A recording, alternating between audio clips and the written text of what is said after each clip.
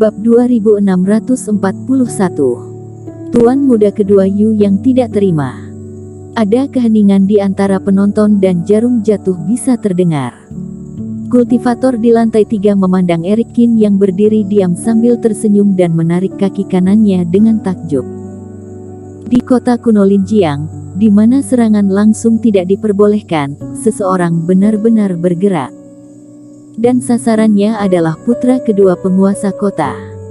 Menendang tuan muda kedua ke bawah dengan tendangan. Semua orang tidak percaya. Siapa anak ini? Sangat sombong. Kak Eric. Rama Ji juga membuka matanya lebar-lebar, mulutnya terbuka seolah-olah bisa menelan telur. Dia awalnya marah dan kehilangan akal untuk sementara waktu, ingin membalas dendam pada tuan muda kedua Yu. Tanpa diduga, sesosok datang ke tuan muda Yu kedua terlebih dahulu, dan kemudian menendang dengan keras. Diperkirakan tuan muda Yu tidak menyangka bahwa seseorang akan berani menjadi kejam di sini, kemudian jatuh dari restoran siangnya. Eric Kin benar-benar menyerang di sini. Dan itu karena dirinya sendiri. Dia tidak salah melihat, kan?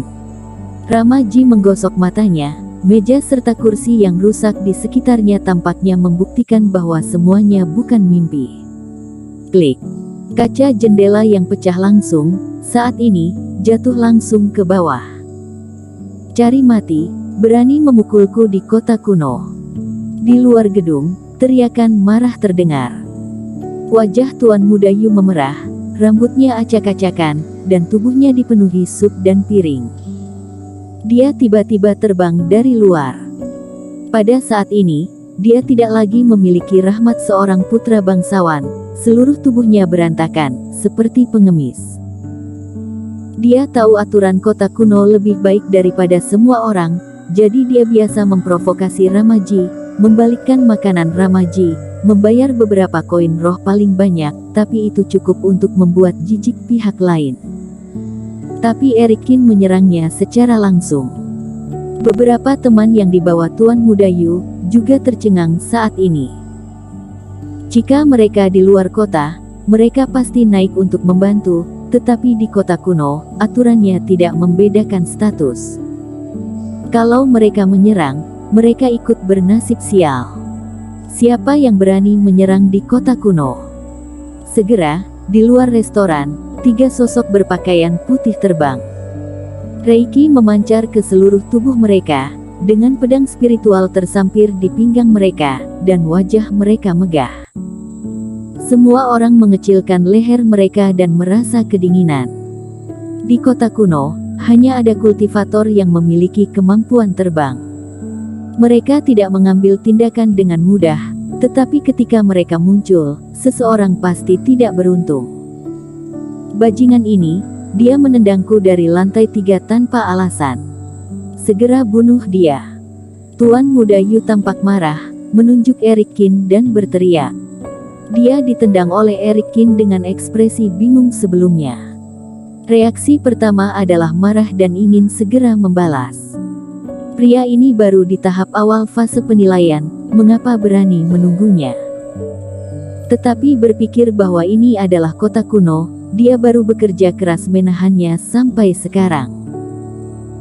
Aturan kota kuno lebih penting dari apapun, jadi jangan katakan bahwa dia adalah putra penguasa kota, bahkan penguasa sendiri harus mematuhi hukum yang ditentukan, jika tidak, atas dasar apa semua orang dapat mematuhinya. Terlebih lagi, formasi kota kuno adalah penguasa yang sebenarnya, dan otoritas ayahnya tidak sebesar yang dipikirkan orang luar. Tuan muda kedua. Dan melihat sosok malu yang diselimuti jus sayuran ini, para kultivator penegak hukum ini hanya mengenali identitas tuan muda kedua Yu dengan tatapan aneh saat ini. Kemudian mereka memandang Eric Kin dengan sedikit terkejut. Meskipun kultivator yang melakukan kesalahan muncul dari waktu ke waktu di kota kuno, itu adalah yang pertama mereka lihat yang berani memukul tuan muda kota. Anak ini benar-benar berani. Serangan tidak bersalah pada orang lain. Kultivator yang memimpin mengerutkan kening dan menatap Erikin. Semua mengeluarkan pedang spiritual dan menunjuk langsung ke Erikin. Semuanya, jangan impulsif. Semuanya tidak seperti yang dikatakan Panji Yu. Orang ini telah berulang kali memprovokasiku. Temanku tidak tahan dengan penghinaan pihak lain. Untuk membalaskan dendamku, dia baru menyerang. Melihat beberapa orang mendekat, Ramaji buru-buru berhenti di depan Erikin dan berkata dengan tidak sabar. Jika tidak percaya, kalian bisa bertanya kepada orang-orang di lantai 3. Semua orang bisa membuktikannya untukku. Meskipun Ramaji tidak tahu aturan kota kuno selengkap Erikin, dia juga tahu bahwa hukuman adalah dua konsep yang berbeda untuk tindakan tidak bersalah dan tindakan paksa. Erikin menendangnya ke udara.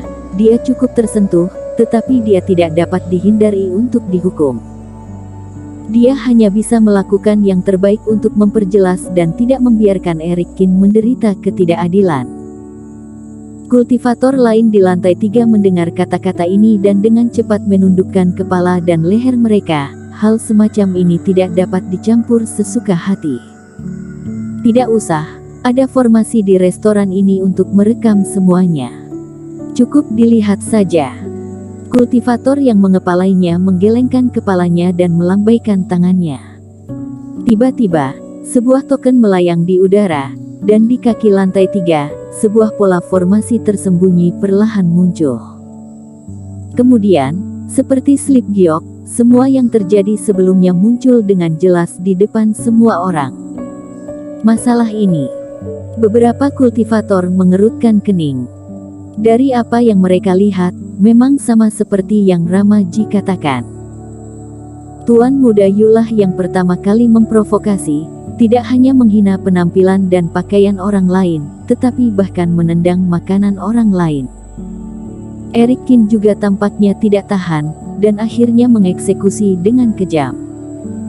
Yah, aku hanya mengatakan beberapa kata dengan jujur dan tanpa sengaja membalikkan piring mereka.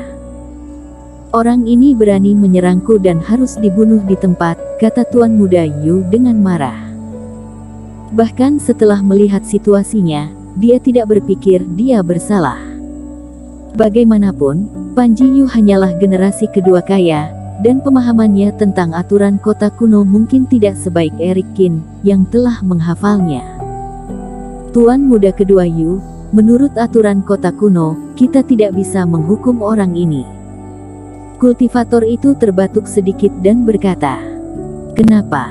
Dia menendangku dari lantai 3. Bukankah harus dibunuh?" Panji Yu berkata tidak percaya.